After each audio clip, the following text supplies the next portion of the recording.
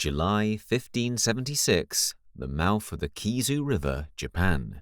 If you stood on the shore that night, the ocean looked like it was actively bleeding. A fleet of hundreds of warships belonging to the most feared ruthless warlord in the entire realm, Oda Nobunaga, was being utterly, systematically annihilated.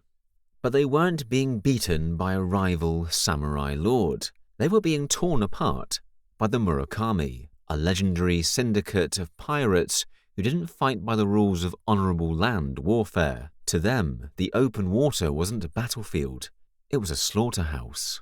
They used speed, psychological terror, and primitive explosive weapons to turn Nobunaga's pride and joy into floating funeral pyres. For Oda Nobunaga, this wasn't just an embarrassing tactical defeat, it was an existential crisis. For years, Nobunaga had been trying to starve out his ultimate rival, the Ishiyama Honganji, a massive, heavily fortified cathedral fortress defended by militant monks. He had them surrounded on land, but they had a lifeline, the sea. The Murakami pirates were running a massive naval blockade, keeping the fortress fed, armed, and defiant. As long as the pirates controlled the water, Nobunaga's dream of unifying Japan under his iron fist was dead in the water. How do you beat an enemy that completely owns the ocean? You don't try to outswim them. You don't try to build faster boats. You change the very definition of what a ship can be. You engineer an anomaly. To understand why Oda Nobunaga's fleet got absolutely shredded in 1576, we have to look at the naval meta of 16th century Japan. When modern viewers think of medieval naval warfare, they usually picture the grand, thunderous broadside battles of the Western world. Massive European galleons armed with rows of heavy iron cannons, trading devastating volleys to punch holes through thick oak hulls. But in Sengoku-era Japan, naval warfare was fundamentally different. It wasn't about sinking the enemy's ships from a distance. It was essentially a land battle fought on unstable floating platforms. Because Japan's domestic timber consisted primarily of softwoods like cedar and pine, ships were remarkably light. They weren't designed to absorb heavy structural damage. They were designed for speed, agility, and troop transport. The primary goal of a naval commander was to pull up alongside an enemy vessel, cast grappling hooks, throw down boarding planks, and let their samurai do what they do best: close quarters slaughter. To execute this tactic, the standard warlord's fleet was split into a strict three-tiered hierarchy. The Atakebune, the heavy dreadnoughts. These were massive, slow-moving wooden boxes built to carry large complements of armoured troops. They were essentially floating castles, heavily shielded but incredibly clumsy. The Sekibune, the versatile cruisers. These balanced speed and defence, acting as the tactical backbone of any samurai navy. The Kobaya, the scout boats, small, open and completely unroofed, built purely for rapid maneuvers, harassment, and messaging. This was a system the samurai understood, but the Murakami clan didn't play by the samurai code. The Murakami weren't just sailors, they were a highly organized maritime syndicate that completely controlled the Seto Inland Sea. They operated a complex network of checkpoints, levying tolls on merchant shipping, and offering protection packages. They knew every hidden cove, every treacherous reef, and, most importantly, every violent, shifting tidal current in the region. While a samurai army viewed the water as an inconvenient obstacle to be crossed, the Murakami viewed it as a weaponized labyrinth, and their entire military doctrine was engineered to exploit the fatal flaw of the samurai fleets: their reliance on dry wood. The Murakami realized that if your enemy is floating on a highly flammable lightwood wood, the most efficient weapon isn't a katana, it's fire. They became the master combat chemists of the Sengoku Jidei, pioneering a terrifying array of naval incendiaries. Chief among them was the Harukubaku, the firebomb box. These weren't just simple Molotov cocktails. A Harukubaku was a ceramic or wooden sphere packed tightly with a volatile mixture of gunpowder, sulfur, and shrapnel. The Murakami utilized a highly specialized deployment tactic. They wouldn't send their large, slow ships into the teeth of a samurai formation. Instead, they swarmed. Dozens of their hyper-fast, open-decked kabaya boats would use the violent coastal currents to weave effortlessly around the lumbering samurai at Takabuna. Once inside the blind spots of the giant ships, the pirates would ignite the fuses of the Harukubaku and hurl them by hand or launch them using specialized mechanical slings directly onto the crowded enemy decks. The results were devastatingly immediate. The initial blast sprayed white-hot shrapnel across exposed troops, while the sulfur-rich powder ignited the dry pine decks and canvas sails. Because the samurai ships were packed tight with soldiers trained for boarding actions, the sudden claustrophobic inferno triggered instant panic. If the crew tried to extinguish the flames, they were picked off by pirate archers. If they abandoned ship, they drowned in heavy armor. A single well-placed firebomb could turn a massive, expensive troop transport into an inescapable, blazing funeral pyre within a matter of minutes.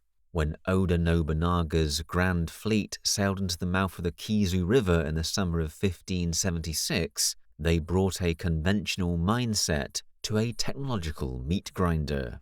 They expected a traditional battle of positioning and boarding. Instead, the Murakami pirates treated them like sitting ducks in a burning shooting gallery.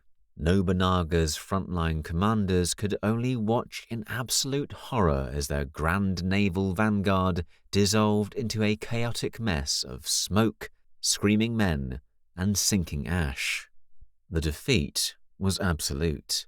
The blockade holding the Ishiyama Honganji fortress remained entirely unbroken, and Nobunaga's military reputation took a shattering blow. He realized that day a harsh truth. Under the current naval meta, the pirates were mathematically unbeatable. If he wanted to conquer Japan, he couldn't just build a bigger navy. He had to build something that defied the very elements of fire and water. Oda Nobunaga was many things, but a gracious loser was not one of them. The sting of the 1576 defeat at the Kizu River wasn't just a blow to his ego. It was a massive bottleneck to his entire grand strategy. He understood a fundamental flaw of warfare. Repeating the same tactics while expecting a different result isn't just foolish, it's fatal. If his current navy was fundamentally incompatible with the pirates' firebomb meta, he didn't need a bigger fleet. He needed a paradigm shift. He turned to his chief naval commander, a brilliant, battle-tested warlord named Yuki Yoshitaka. Yoshitaka was the leader of the Kuki clan, a family of master shipbuilders and naval tacticians who had recently sworn fealty to Nobunaga.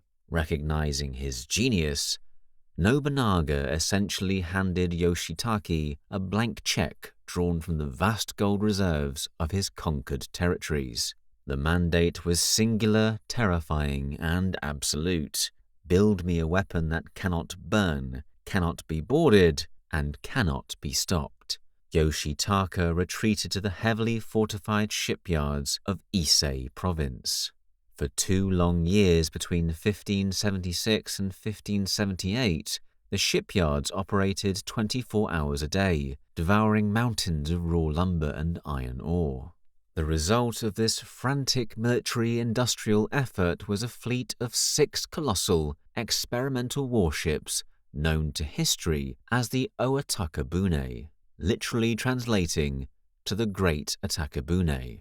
To call these vessels ships is an understatement. They were essentially floating multi-story fortresses engineered to bring the brutal, unforgiving mechanics of a land siege out onto the open water. Let's break down the sheer, unprecedented specifications of these mechanical anomalies. First, the scale. A standard samurai sekibune cruiser was built for speed, stretching roughly 15 meters. The Owatakabune completely dwarfed them, measuring well over 22 meters long and a staggering 12 meters wide. They were massive, flat-bottomed rectangular monoliths. Because of their sheer immense bulk, they completely abandoned traditional sails, relying instead on a grueling propulsion system of up to 100 oarsmen, stationed deep within the lower decks just to churn the Leviathan through the water. Second, the superstructure. Instead of a traditional open deck, Yoshitake built a fully enclosed multi-story wooden castle directly on top of the hull. It featured heavy watchtowers, fortified command centers, and dozens of narrow firing slits, or sama, designed specifically to shield archers and gunmen from incoming projectiles. But it was the third specification that secured these ships their legendary status in the annals of military engineering: the armor skin.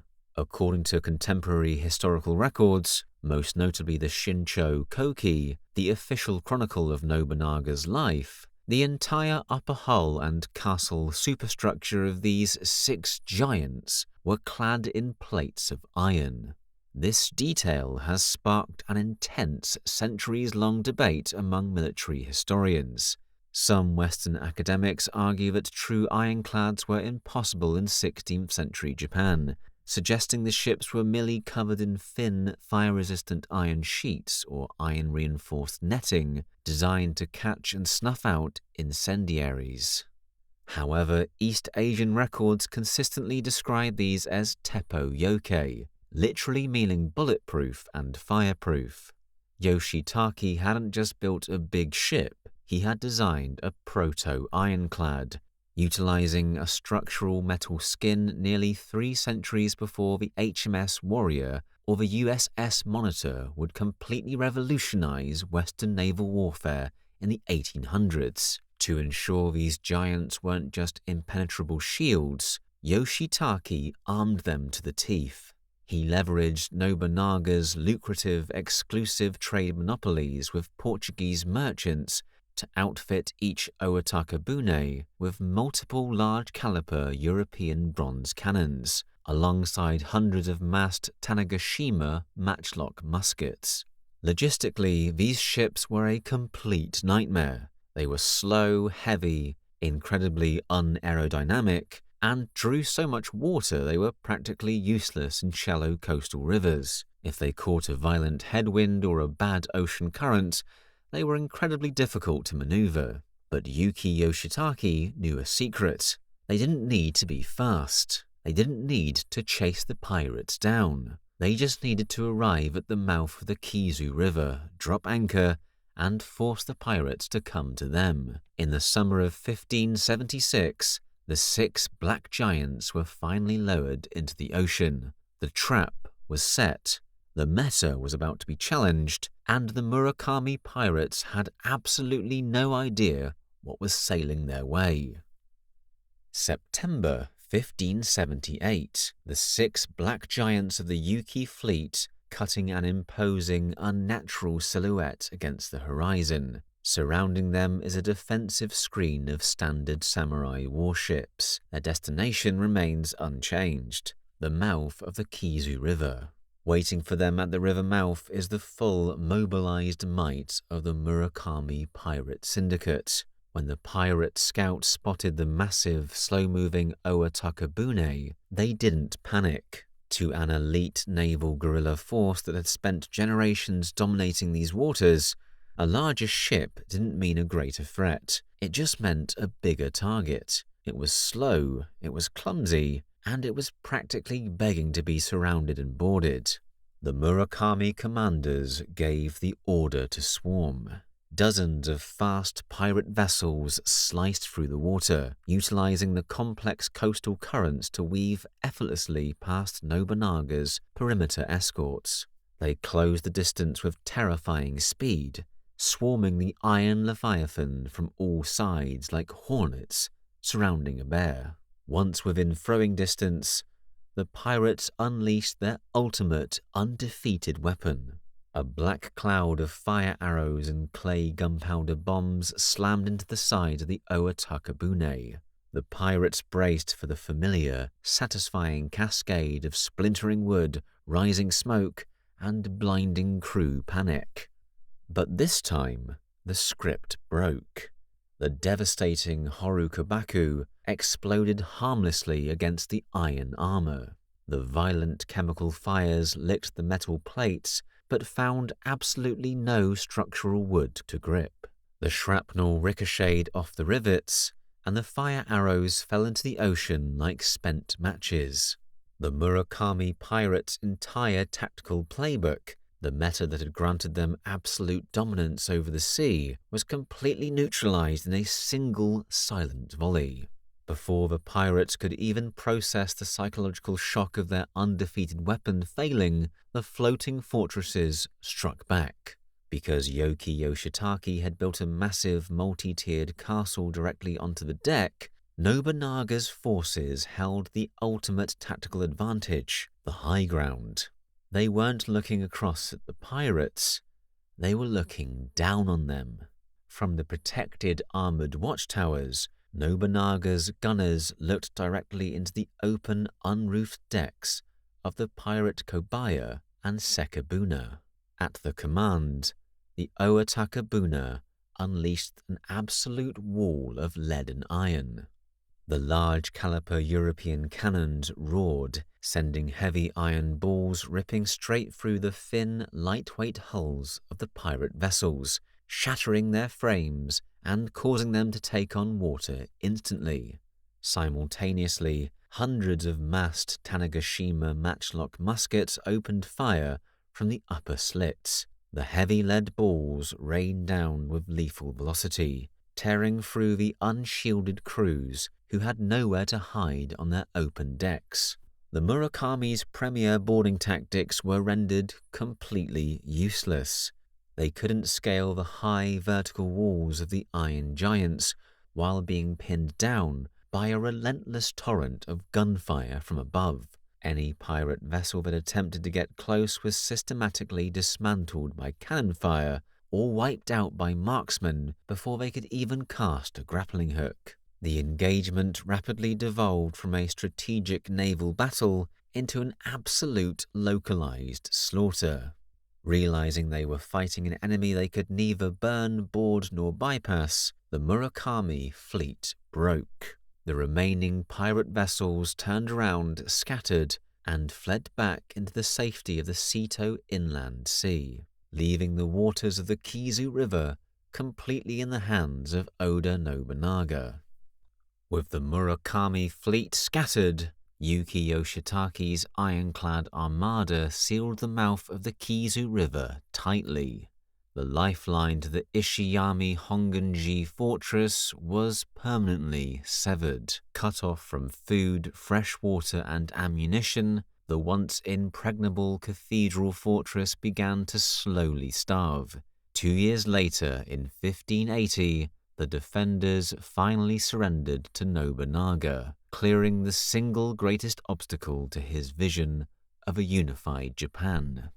The Second Battle of Kizugawaguchi is more than just an entertaining piece of samurai trivia. It's a masterclass in the psychology of military innovation. The Murakami pirates lost their naval monopoly not because they lacked courage or skill, but because they fell into the trap of the incumbent power. They had mastered a specific way of fighting, the firebomb meta, and they assumed the rules of the game would remain static forever.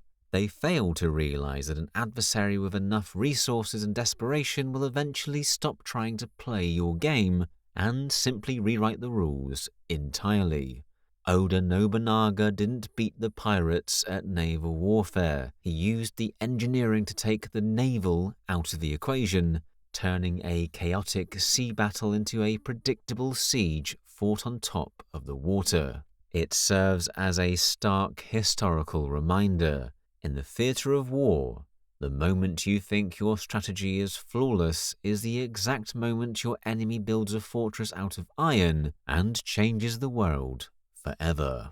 If you want to see more deep dives into the hidden geometry of ancient warfare, make sure to hit subscribe. We'll see you on the next battlefield.